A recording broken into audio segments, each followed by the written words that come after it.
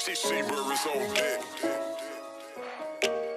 I'm so far from where I come from. I do not ever forget. Feel like I'm married to this. I just tell them it's a check like I'm checking the list. Promise I can't never change. I am so stuck in my way. Get what you get. I'm just learning from the trench. Opposition catch a fade. They better not flinch. I'm the one that put the time in.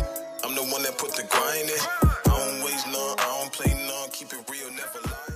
Welcome to Food for the Soul presents, and we are live coming to you from downtown Cedar Hill. It's not downtown Cedar Hill. It's really kind of like on the cusp of downtown Cedar Hill, maybe. But we're coming 67. Okay, 67 Winter Green. Okay, 67 in Winter Green. So we're coming to you live from the Smoking Jacket Lounge, and we would like to welcome you to our show. Yes, good evening, everybody, and I'm Michelle. As you can see, that we have changed our look. Yes. We've changed our set, and there's a lot of other things that we've changed, but that'll come later. Right, absolutely. And we are excited about our new format, and our show is brought to you today by none other than a Baycott Company production. So we want to give him a shout out. So if you guys are watching us right now, I guess you guys are not because we couldn't go FB Live. I'm sorry. We were having difficulties. Technical We were having difficulties going FB Live. But you guys, our show should be up next week. So tune in to Food for the Soul Presents and subscribe to our YouTube page and follow us on all of our social medias, Instagram and Facebook, right? Yes. Facebook, Instagram, YouTube. Okay, so all of those. Follow us on there and subscribe to our channels, please. Yes, and do not forget, listeners and watchers and everybody else, do not forget to hashtag us, you guys. Hashtag us at hashtag Food for the Soul Presents. Absolutely. And so usually around this time, Michelle and I catch up. We're going to catch up pretty quick because we are running a little bit behind, but we did something. It really is my fault. I'm sorry. So yeah, right. So we won't get into me blaming myself because I tend to get blamed for a whole lot. No, it really was. I was here on time, you guys. I was really here on time. My phone. So it's back to Michelle. So we're talking about we're talking about catching up right now. Right, catching up. Earlier, we were running through. She was like, "We haven't even done anything, you guys." Yes. But we went to what was it? The Festival of Laughs. Yes, Festival and of that's Laughs. exactly what it was, you guys. That was a great Absolutely. show. We all were actually there. Absolutely. Yes, it was hilarious. Moore was wonderful. Arnez J. Yes. Bruce. Earthquake, and George Wallace. Hilarious. Yes. And the other guy making the pastor stand. Headliner. The headliner was the headliner, Henry Welch. Yeah, Henry Welch. Right. I had to Henry look him up Welch, to make sure that I got his name right. I got his name right. Got a photo op with him, but it was absolutely funny. Amazing. I mean, you guys, I was a little bit under the weather, but that helped my soul so much. But it gave me a real big headache. I was there laughing, feeling bad, and popping Advils all at the same time. But it was so worth it. It was so funny. I actually got to interview Arnez J. Yes. And went into like a giddy moment. So it went well, but it was short. You guys will see it because she's already posted it. Yes. But it was supposed to go a lot longer, but I couldn't help myself like from doing that. Like I was going into like geek mode because I was like, and then the questions wasn't coming, and then, so I just okay, thank you, bye-bye. And it's funny. It was awesome. And I can tell that she really likes Arnez because she's usually not like that with anybody else. Laid back. So I'm like, why did you cut the interview short? She's like, girl, I was just having a my hard jaws time. had stopped hurting. Because she was smiling so hard. I was like, and so, what then? I can't do it no more. Okay, bye, good night. So, it was really fun. He's really humble, you guys. Yeah. It's like from a guy, around the way. He was he was great. Really nice. Yes. He was really nice. Yes. Thank you so much, Arnez, for your time. It was wonderful. Thank you so much. We appreciate it. So what else have we done lately?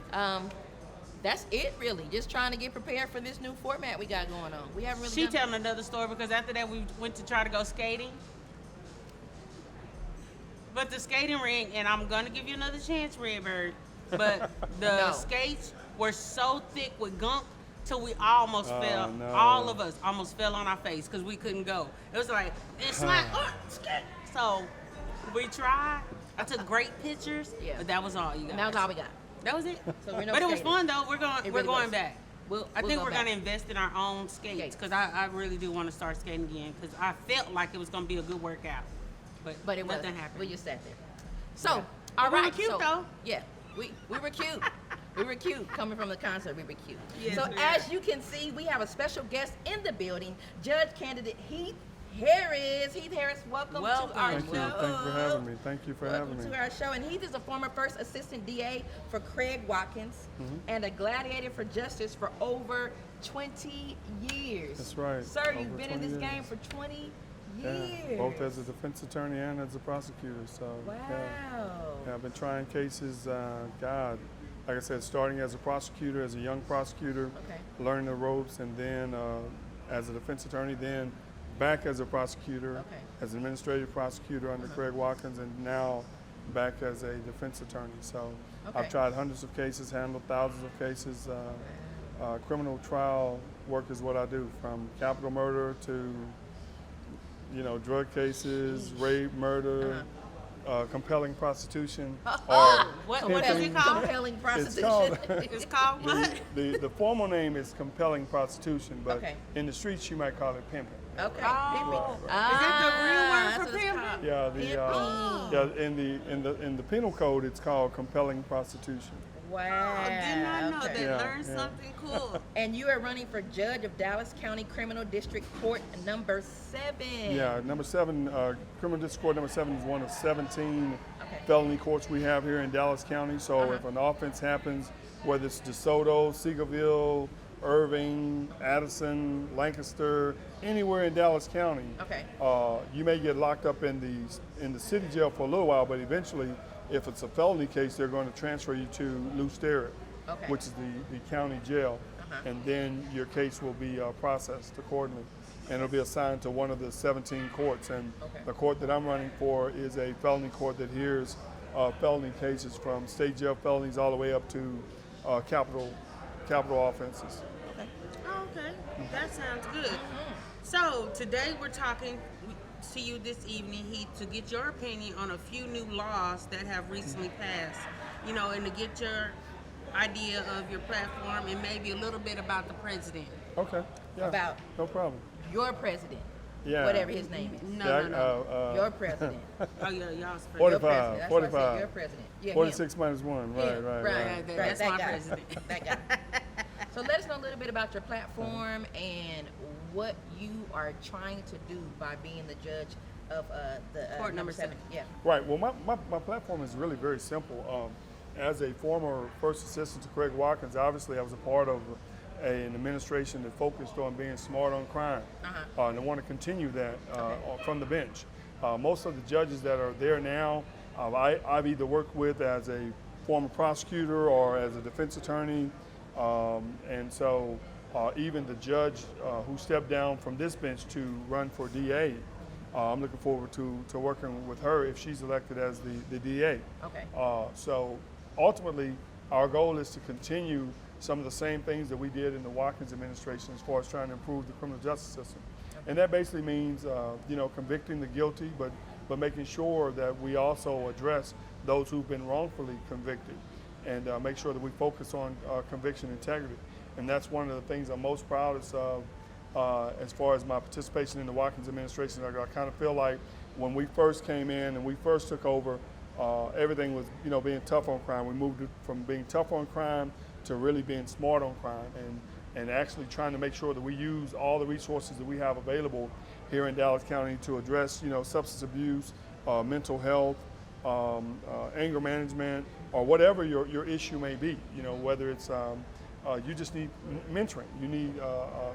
You need someone to redirect you to give you what we typically, like, say for some of our youthful offenders, we'll make them do a program called Thinking for Change, which is just really lifestyle or life skills techniques that we try to get people. Because the ultimate goal is to make sure that we're doing everything we can to redirect someone out of the criminal justice system and make sure that they don't reoffend. Yeah, and they don't And come back. the best way, the only way we can do that is making sure that we understand exactly what their issue is when they're in front of us. To me, it does us no good to lock somebody up for 3 or 4 years or 15 years if we haven't addressed the issue, the root issue Before they that got caused them to violate in the first place. Right. If they had Exactly. anger management issues and was committing domestic violence, which led to an aggravated assault, you know what I'm saying, which led to, you know, a murder. Right.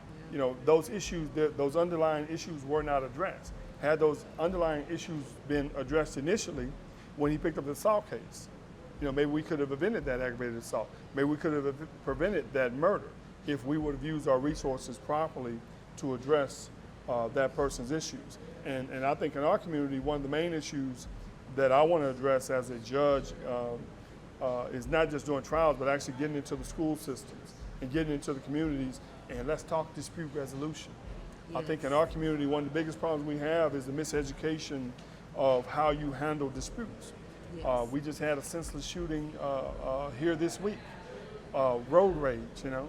A father loses his life behind, you know, some senseless road rage.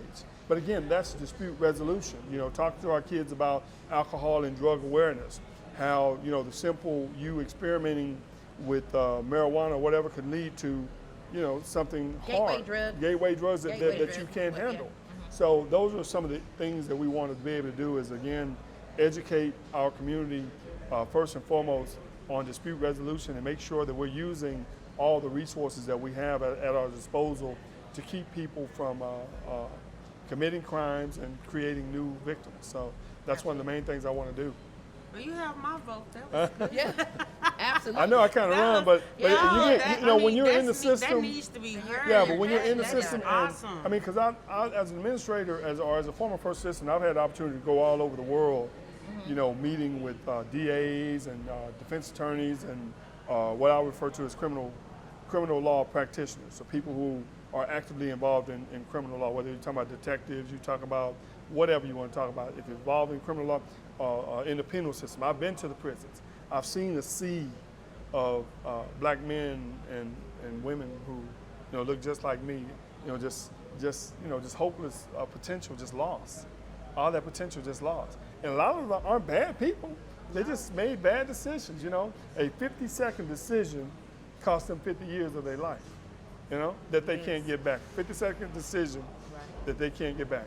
I'm sure even this person that killed this man over the road rage, you know, I bet if he could get that moment back, he'd take it back and he'd resolve it.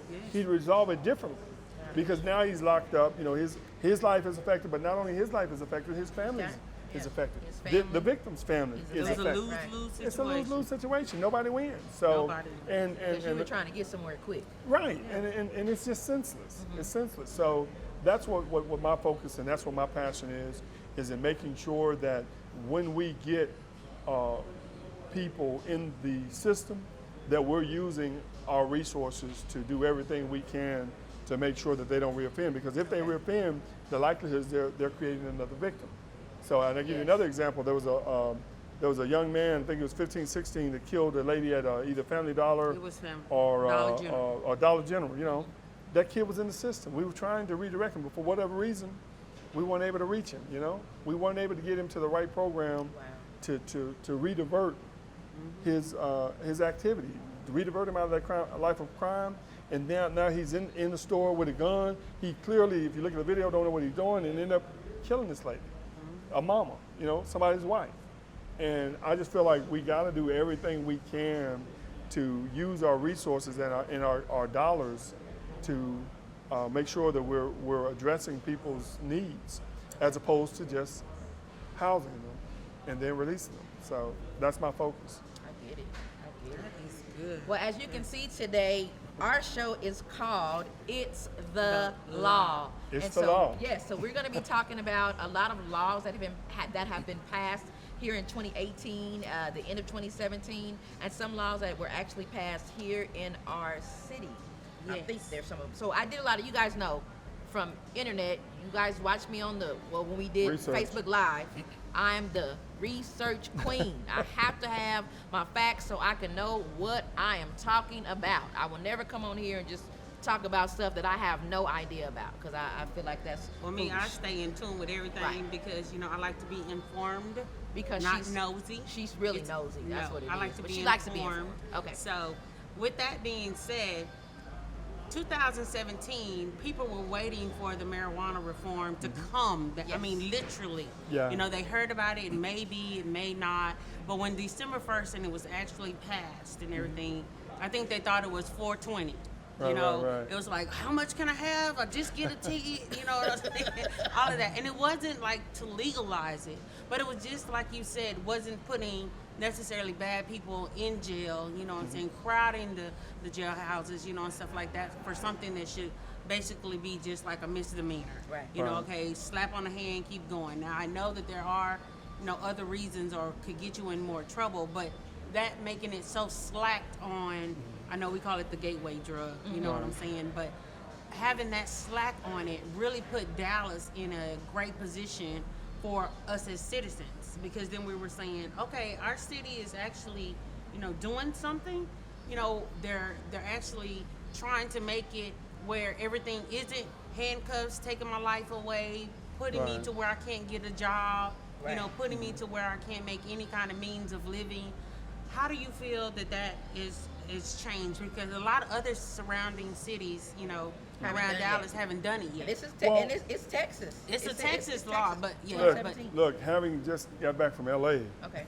you know, It's that's a whole It's a whole different nother world. animal. You know, Yeah. you know, you can get a prescription for stress. You can get a prescription for whatever. I need some weed. Yeah. Oh Ooh, my I'm God. stressing. Yeah. Yeah. My eye twitching. So yeah, we haven't even begun what they are no. doing there Okay. in California. But what I would say, they refer to it as catch and release. I think the jury's still out on it, and I'll just be honest with you. Being someone who's in the system, having been on both sides as a prosecutor and a defense attorney, what we're doing is really putting the burden on the citizen accused. Okay. And I say citizen accused or defendant, who's ever charged with being in possession, because just because you're charged with being in possession doesn't necessarily mean you were in possession. You know, you may get stopped and they found something in the car.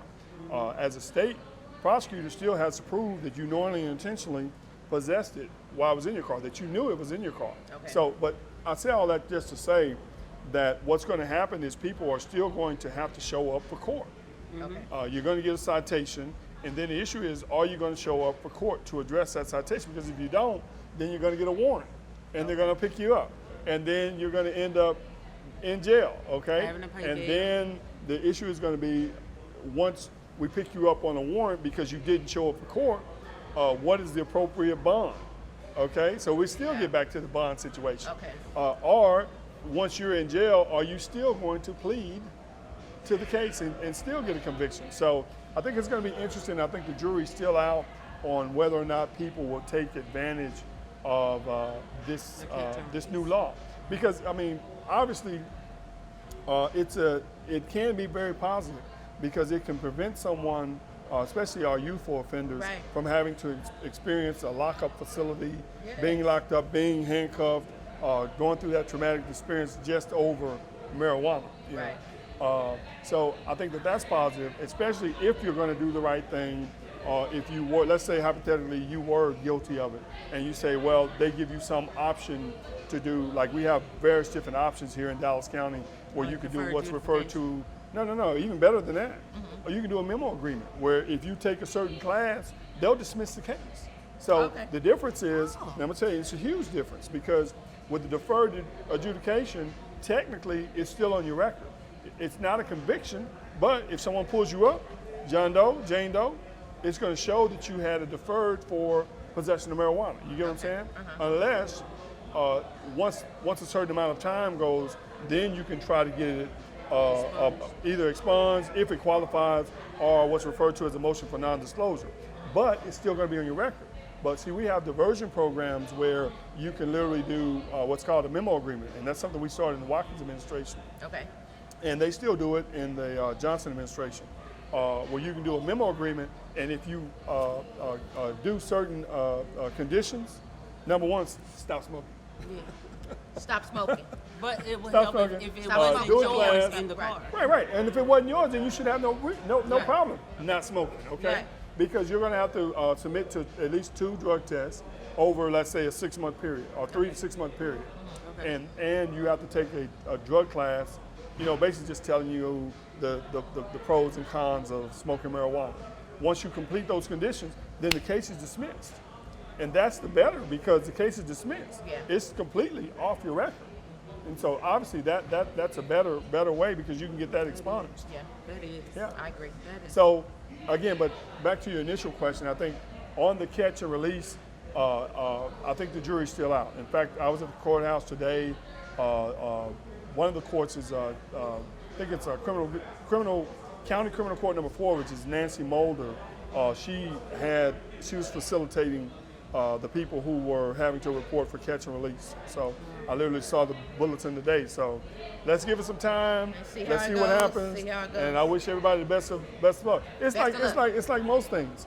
I think you're going to have some people that are going to do well and that are going to take advantage of it. And you're going to have some people, they're going to catch them with the weed, and they're going to give them a citation. They're going to say, okay, thank you, sir. And they're going to go right back to the same thing. They're going to get caught again. Up on that warrant. Correct. So it's the jury's still out. Yes. But I hope it works. I do too.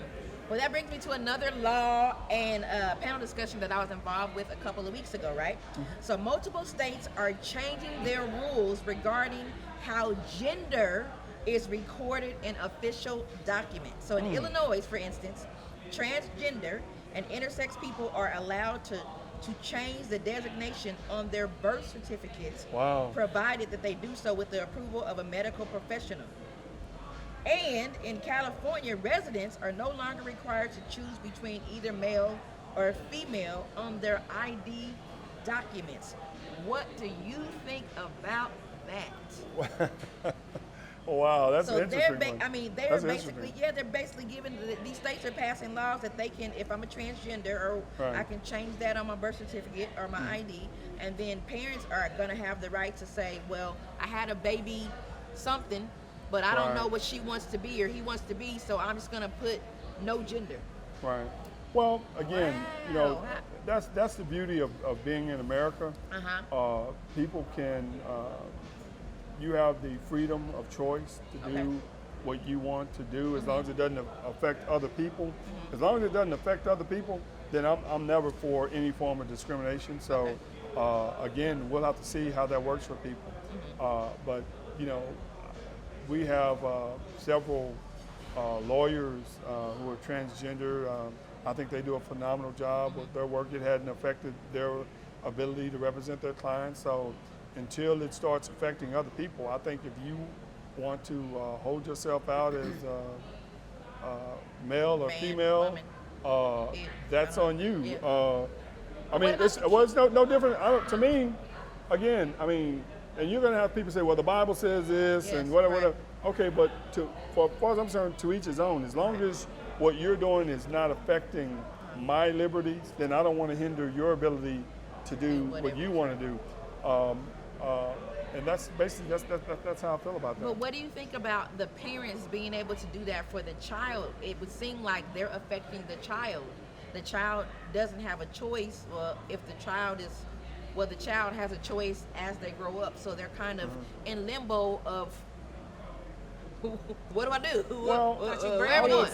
Am I going to the boys' bathroom? Am I going to the girls' bathroom? Mom, do I sit down to pee? What do I do? I think that's very confusing. I think that's very confusing. I think it would be very, very, very confusing. But I think that we as a society, if you are teachers or educators or CPS workers, whatever, if you see something that you feel is detrimental to a child, then you have the right to report that to the proper authorities. And if CPS or whatever sees something that they feel is not in the best interest of the child, then I trust the professionals to address those issues. My issues is if they do something inappropriate criminally to them. He say, I'm only worried about the criminal aspect. I do crime. I don't know about them being. But that was a law that I just thought that law was really interesting. Let me just play devil advocate just a little bit on that, because you're saying it's not a problem until it affects the other person. But as a person who believes in the Bible, you know what I'm saying, and stuff like that, is it not my right to know what you were in the original packaging? Then that's up to you to investigate that, you know. As far as I'm But concerned. if you showing me your ID, if we in Illinois Right. and it's okay for you to change it, Uh-huh. and I'm looking at your ID and it say male, then now that state has now Yeah, but- allowed you Okay, for but buffoonery to me. I know, but you can tell me you're a man all day, and I'm sitting there looking at you. Right. And I mean, unless you show me something different, Yeah. Uh-huh. then you know I'm gonna treat you accordingly. But the bottom line is, in our society, you know, we got a lot of issues that we're having to deal with that our parents didn't have to deal with. I Right. know. And we're going to have to prepare our children. Gosh. And the more rights or freedom of choice, you know, a lot of the things that our kids are allowed to do, Yes. we weren't able. I didn't have no opinion. Right. I didn't know what opinion was. My opinion was whatever my mama told me Told my me opinion what. was. Right. Whatever my dad Until said, you you know. moved out. Yeah, correct. Right. As long as you're under my house, you know, this is our opinion. You know. But so it's what we believe correct. in this house. Correct. That's my point. Yeah. Until you get But, your own house. right, but now that you know, in a society where we're giving people more and more free will, you know, these are some things that we're going to have to experiment. You know. And so criminally, though, I'm thinking that once you get with that jail system, how that's going to work when you have all these babies coming up that are I'm gonna here, hide I'm this, yeah. Well- Where, like I'm a girl. Well, man, but woman, again, I what I'm saying is, at some point, fortunately, in our society, unless you're homeschooling someone, typically children are, you know, forced to engage with other people. Yes. And if you, as a educator, see that a child is having some type of issues, then I think it's your obligation to bring that to the right people's attention. Okay. Whether it's CPS, people report people on CPS every All the day, time. Okay. every day. And then it's up to CPS to come in and investigate and make sure that people have the proper parenting skills to raise their children. But the definition of family that we grew up with is Not the same. Come on, It's so it's not- broad right now. It's not the same at all. The boundaries, and whether it's right or wrong, you know, what's right for us may not be right for someone else. But I'm just saying, whether it's right or wrong, the boundaries have changed. And I think that all we can do is stay prayed up.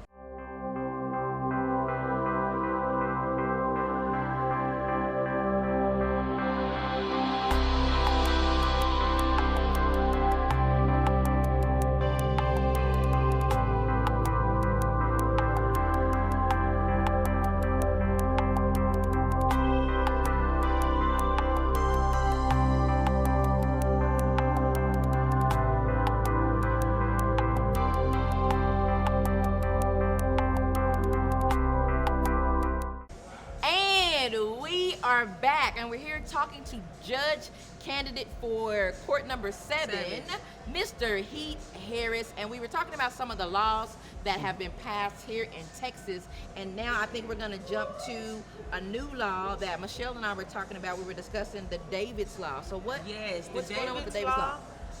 Also called the SB 197. 179. It's What is- 179. Senate Bill 197, yeah.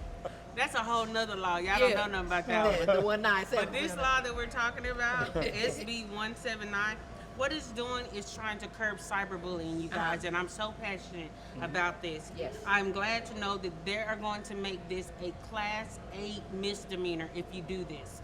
So any kind of thing on the cyber, that means text, email, social media, any other kind of digital means to bully or encourage others, mostly younger people, to commit suicide or harm themselves. So this law is named in memory of David Mullock, a student at Alamo Heights High School in San Antonio who committed suicide, you guys, in January of 2016 Wow.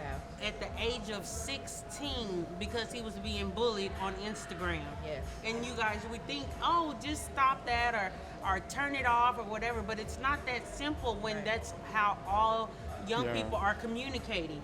You don't know how serious this is if it's not happening in your home, but I really feel passionate about that because I've had some kids or even people in my family that have been bullied, you know, by the media.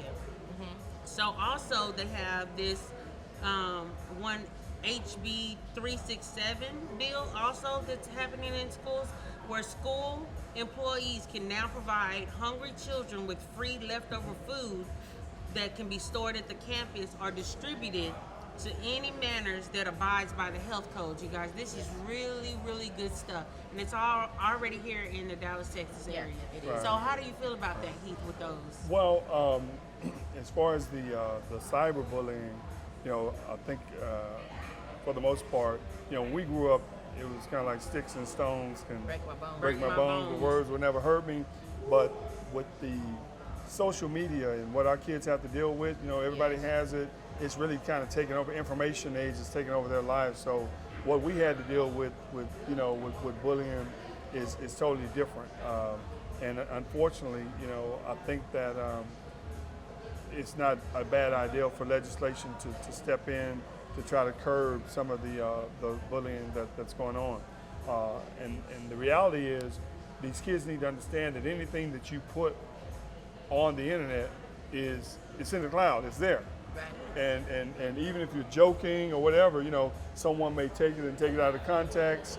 You put up something that you thought was funny, then someone else shows it to someone and uses it in a negative manner that harms or hurts someone, then you're going to be held responsible. So you need to know. And I think that it's very, very important that parents make sure that their kids are aware that when you're on these forms of social media, that you're going to be held responsible for your actions on the social media. But not just that, your cell phones.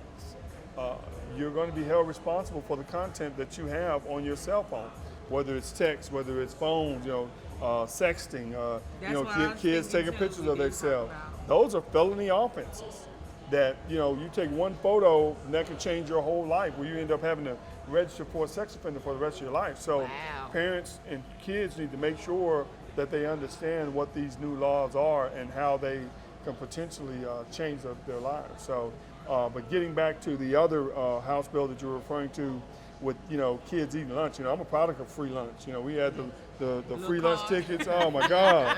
If you could get an extra free lunch, you was a man or a woman, and but we, and I look back over our high school or junior high, elementary, and I think about the cafeteria workers, man, and how they took care of us, especially for those kids who were poor, who didn't have money to buy lunches or whatever. Everybody know who was on free lunch, And I mean, it really wasn't no big deal. There wasn't no negative stigmatism to it. A lot of us was on free lunch. But I think looking for a free lunch. Right. But one of our representatives here, she's actually retiring, and her seat is being hotly contested right now in the southern section. Okay. I think she's in 109. Her name is Helen Giddings. Okay. State Representative Helen I knew you Giddings. was gonna say that. She did a remarkable, stellar job of passing some legislation that may have had something to do with this legislation, where what they would do is, like, if you didn't have money for your lunch, they were just throwing it away. Yes. Yeah. They're just literally throwing it away. Right. Because you got hungry kids. Right. Just because you don't have your money, then you got food that's going to waste, and these kids weren't eating. So, I thank her for stepping up. And you think in a country like America with as much money and much surplus as we have, that no child going to school should go hungry, know? And that's whether your parents have money or not. If we have the food and the resources to make sure that our children are well nourished, I would think that as a taxpayer, I want to make sure that our kids are fed. Because I know and if you sitting there hungry, I mean, it's going to deter your ability to, effectively learn. Right. So, and then you're embarrassed because everybody else is eating and you didn't get to eat because that's just wrong. That's not the American way. Or you're starting stuff in the class. Correct, because you're angry. Yeah, right. You're angry, right. So, no, I'm glad. Yes. Right. And you know how we get when we hungry. Hungry, you know what I'm saying? You know how we get when we hungry. Agitated. I might turn into a bully if I'm hungry. You don't Here's a snicker. Here's a snicker. Yeah. But no, I want to commend Representative Giddens and also commend her on a stellar career in the state legislature and everything that she's done for the citizens here in the Dallas area. Southwest. Yes, Southwest. So we want to talk about our last topic of the day, you guys, and this one is a biggie because it is about guns and churches, or guns in churches. However you want to talk. Talk about it. So with the recent suggestion of Trump to arm some qualified and trained teachers post the Florida shooting, mass shootings have become common throughout the nation. Right. But when a community of, I think it was Sutherland? Yeah, it was Sutherland Springs. Okay, Sutherland Springs. Right. When that community was affected with the shooter that killed 26 people at a church, Texas passed a law, or I guess they were saying that they passed a law. I think it's Texas government. Okay. Yeah. So they passed a law to make it legal for churches to have armed volunteer guards now. But the law's author says many churches in Texas don't know that it is an option.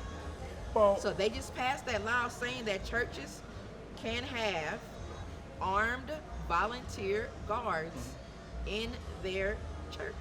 well, I don't know if it's a law or not, but I don't think it's no secret that a lot of our mega churches, not only do they have armed security. Right.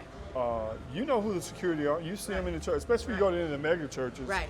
You can see 'em. pretty much figure out who the security is that's there to protect the pastor primarily. Especially if you got a revolutionary social justice pastor like my pastor, Dr. Frederick Haynes. You know, so there's no secret never know what's that going on. right, Yeah, right, how about- and I don't think that people have a problem with there being security in the churches. In fact, I think people feel a lot safer.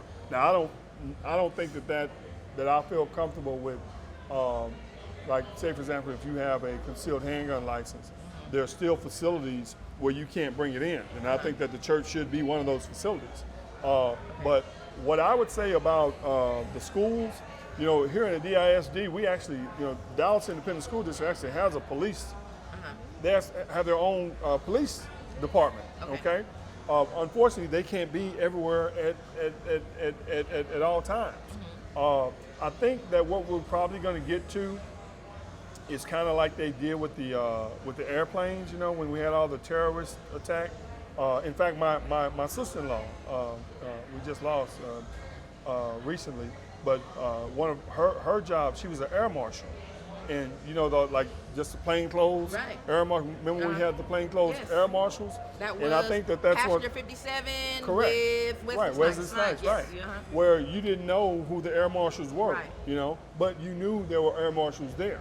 So it kind of deterred that type of activity. I think eventually they're probably going to do the same thing with schools. At least that's what I've read, is that they want to go with school marshals. Because I don't know if I necessarily want teachers to have weapons. Kids I'm get not, on their nerve right. one day. What? Yeah, for real.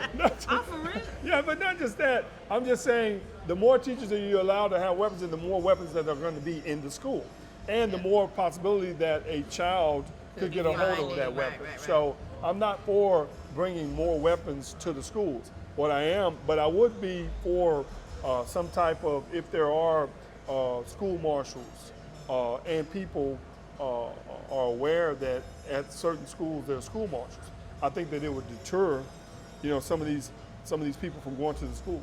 Because oftentimes they do this because they know, I mean, it's like, you know, no one's going to be there to contest them. Okay, but the I'm sorry. Go ahead. No, I was gonna say, but the law about the church thing was they were talking about that, like at your mega church, Right. you're able to have security and they're able to fund security. So they were saying that these smaller churches where these things are happening, they can't afford security. Right. And so they were actually saying that they passed this law where individuals could carry. Oh, okay. And now someone was saying that they thought that was a bad idea. They're like, okay, now you don't know who's the criminal, you know, who's the killer or whatever. But my thing is, before Michelle asked her, so I'm not sure if it's along the same lines, but how come it couldn't be, whereas This almost the same thing in churches that it would be in schools, where you have possibly, if you have a smaller church, then you have deacons or people who are trained specifically to handle those type of emergencies, and they are equipped to have, but it's not, but they're not, like they said, they're volunteer security, but they're not, you're not paying them to be security, but they're, you know, they're trained to be able to stop an intruder. Well, the reality is, I think it's a very, very, very sad comment on where we've come as a society. Right.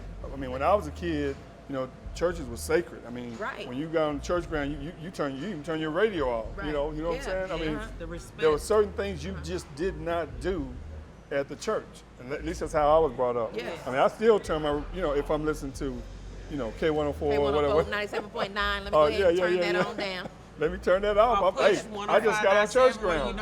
So, but it was there was, you know, I mean, it was something about being on church ground that you respected that. Right. And I think that the reality is, I don't know that with the smaller churches, if we need the government to legislate stuff like that. I think the people are going to take it upon themselves to be armed. You know, not make a big fuss out of it, not make a big deal out of it, but that the deacon boards, that the trustees will know that someone in that church is armed. And I don't think we need the federal government to intervene in church business. Okay. You know, there should still be a respectful separation of church and state. They have. I know. I'm with you. But I don't. What I'm saying is, I think that some stuff is just common sense, and we don't have to depend on the legislature to legislate it in order for us to do what we need to do to protect ourselves. But it's common sense, but it's not. But I feel like common sense ain't common. Right. And what I was gonna say was the airplane. So I was on the plane coming back from Atlanta, right? And so I sat in the emergency on purpose because I wanted some leg room or whatever. So I saw that they were like, okay, well, can you do this job? I'm like, yeah, I can do the job. And I really took time to read that manual, you know what I'm saying, and to kind of go over it to make sure if something popped off, I was able to help these people. So it's almost the same, like I was saying, as far as the smaller churches where you can have those volunteers and look to them to say, hey, I would be willing to volunteer to protect this church in case something goes down. But a lot of times I feel like churches, not common sense, but godly sense, and I get it, you know, we have faith, we trust the Lord, but there has to be some type of sensible reality that pastors and churches are coming to say, okay, we're a smaller church. We can't hire any security, but what we can do is have a couple of people or whatever who have volunteered and who are trained to know if something goes down, we got you. Because sometimes you have armor bearers in the traditional churches, but they're not always packing, and now it's like they need to be. They need to be packing. Well, I think that what you're going to find that in most churches, they really believe that they would never believe that something like that would happen in their facility, you know. No, I'm just saying people are they are so in tune, so in tune with their routine, so in tune with their spirituality that they would never believe that the devil could, invade. And the devil is no longer afraid of just holiness. Correct. Yeah. So and that's crazy. Yeah, but I just think that where we are as a society, we have to take the necessary precautions to protect ourselves, our families, and our community. So that's what I think. I agree. And I was just going to piggyback kind of like what you were saying of just natural thought. Now, we've all kind of said that we're from the same era, but I grew up, of course, all over, but mostly my junior high and high school was in DISD in Redham, which are two totally different ISD, totally different worlds, right? Now, I went to South Oak Cliff, woohoo, Sock Bears. Now, as soon as you walked in there, you were going through a metal detector with someone that was standing there, you know what I'm saying, the police officer, whatever, every morning. So you already knew that whatever was in your backpack. Right. Because it was like Joe Clark. All the other doors were locked. You can only get in through one way. Yeah. You can get out, but you can only get in one way. So you would have to really have an accomplice or something like that that's gonna let you in, and that wasn't really. And happening. they've been talking about that too. You know what I'm saying? The but one-way these entrance. these schools that have money, and I'm not saying that it's bad, Red Oak, that they have money, you know, but they'll put thousands of dollars in a football stadium, but they wouldn't put security in the school. Because that's the first thing I said. I was like, why y'all scared? Y'all don't have security? Yeah. No metal detectors, no nothing? Yeah. And the way metal detectors are, they can be so sensitive. Well, I but- just don't understand how that's not happening, how that didn't grow, how that only stayed in, they think, deprived neighborhoods, you In know the what I'm hood. saying, or the hood. Because they think we're the That's only what- people who need them, and that's and that's not not the case. necessarily true. Right. So it's like the opposite. You were saying the smaller churches aren't thinking it, Yeah. but it's now like the bigger schools are not thinking it. Oh, because we have money and we're, you know, Well, in but this I think, class, we don't need that. unfortunately, what's going to happen is we're going to be at a zero tolerance, which is where we are now. Right. You got kids getting in trouble now. They making silly jokes, talking about I'm gonna bring a gun to school. Woo, Rap. and they It's a slamming rap. them. They Email slamming them. sent from Right. Redo. We went That's to what the I'm house. saying. Right. Yes, they are right. slamming them. We went to the house. It's And okay. they need to know that it's zero tolerance, and Yes. people are taking it extremely serious. So I just pray that we continue to try to do everything we can to get a grip on people with mental health problems, to make sure that we can address it and keep them away from weapons. Because, you know, I think that you have to have some type of mental illness to go into a school And do that. and do Right. that type of, you know, That kind of that type of senseless crime, you know. But then again, look at the person in Las Vegas, you know, killed over 500 people. Yeah. I don't know what, if any, mental illness he had. You know, he was just maybe just angry with the world. I don't know. But again, we're going to have to do better. And my opinion, the stricter gun laws are not going to help these crazies out here because Right. they're unlawful people. Well, Crazies out here. Crazies. mentally Out here. challenged. Okay, mentally challenged, mentally ill, whatever they are. Stricter gun laws, they're not going to help them. They're getting their guns somewhere else.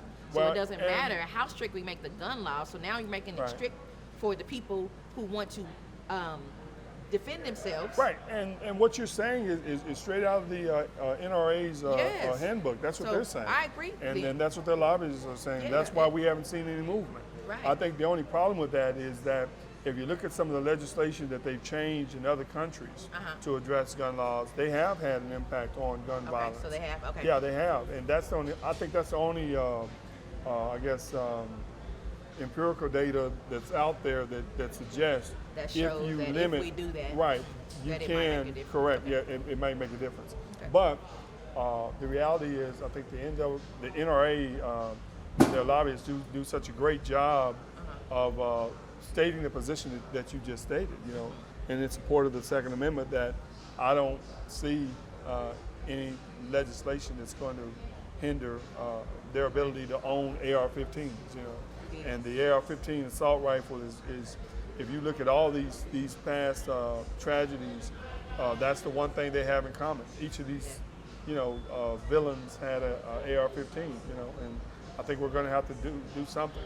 And unless you're taking them from Walmart, Cash America pawn shops, and different things like that, if you're legislating that, Well, but then that might- I that know, but might I make it- can't believe how I mean, easy it is to yeah. get them. That's what I said. That might make a difference. No, but in if you fact, do here that. in Texas, we've actually made it easier.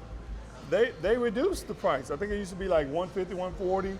Now it's only $40. You know. 40? Yeah, and or Dollars? even $40. Yeah, to get the license. carry. Yeah, right. And then it's the time period. There used to be a waiting period. I don't think there's even a waiting period anymore. I think you can actually just go in if you have the money. So you you just know, got buy $40 going. I'm mad, so I can get a gun. Now you quicker can't than it get no AR-15 for $40, but No, what I'm saying but is the processing I can go fee. in the whole process Yeah, the of processing trying to fee. get to it before I've had enough time to calm myself down. That's what Correct. I'm saying. Yeah, but I'm saying that's just the process. The firearms, you know, cost substantially more. Yeah. You know, but yeah, but there's nothing hindering people from getting these firearms. People think that you have to go through this huge background check.